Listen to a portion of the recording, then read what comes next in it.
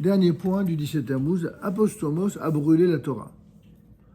Apostomos a brûlé la Torah et également, on peut y associer le cinquième point, c'est qu'une idole fut dressée dans le temple.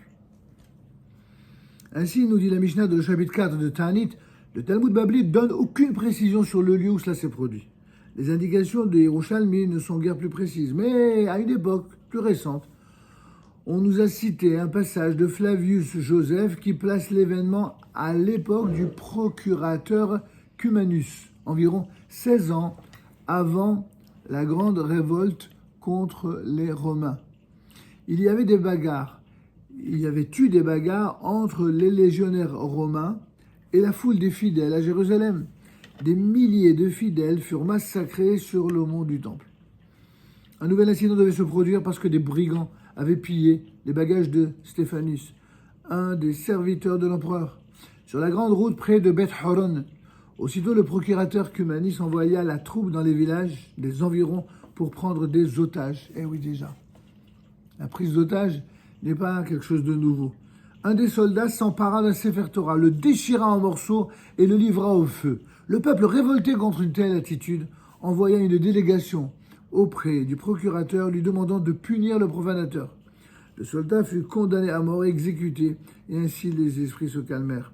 Selon cette interprétation, il faut admettre que le nom de Stéphanos a été changé en Apostomos. Des changements de ce genre étaient assez fréquents à l'époque.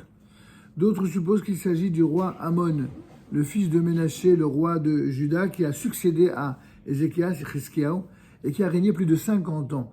Et cite le Talmud de Babli Sanhedrin 103b.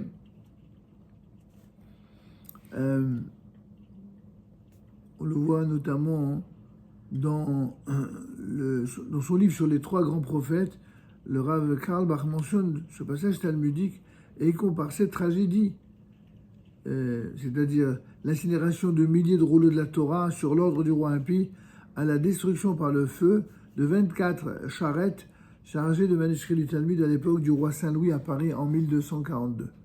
C'est-à-dire que cette obsession des ennemis d'Israël de brûler toujours les écrits sacrés, les synagogues. Ouais, les choses n'ont pas finalement tellement changé. Il y a certains êtres humains qui n'ont pas évolué d'un iota. Et pour terminer, une idole fut dressée dans le temple. Il s'agit, selon la majorité des commentateurs, d'un fait qui s'est produit sous le règne de Ménaché qu'on vient de citer. D'accord ?